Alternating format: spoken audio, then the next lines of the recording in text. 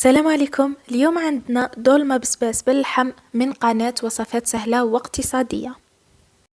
في الكيكوطة تاعك لوحي زيت سمن وطرف تاع الدجاج، قليه مليح ومن بعد زيدي بصلة متوسطة مرحية فرقيق طبعا، ثوم مهرس قليهم هما ثاني جيدا، ومن بعد تبلي بملح فلفل كحل كركم زنجبيل ورند وقطعة قرفة عود وزوج حبات هيل.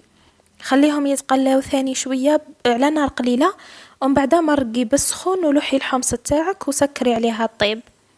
من جهة وجدي الحشوة اللي هي لحم مرحي، زيدي لها مغرفة كبيرة تاع زيت مع دنوس مقطع، بصلة صغيرة مرحية فرقيق وثوم مهرس، ملح فلفل كحل زوج مغارف كبار شابلور بياض تاع بيضة.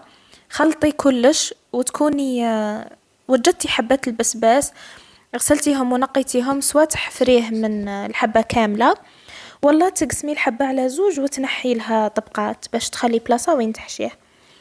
ولا إذا بقالك اللحم ديريه كريات ولوحيهم كامل في المرقة يطيبوا. كي طيب المرقة لوحي فيها قرن فلفل حار يغلي ومنها به تخثير لك ثاني. بعد ما تخثير نحي مغرف منها، خلطي لها صفار البيضة هذيك اللي قعدت لك ورجعيها للمرق مع شوية فرماج مبشور. قيس ما تطيب لك هذيك البيضة واحد 3 دقايق ميمبا ويذوب لك الفرماج، طفي عليها. جات بنينة ما شاء الله، يعطيها الصحة مولات الوصفة، ونتلاقاو في فيديو أخرى بإذن الله.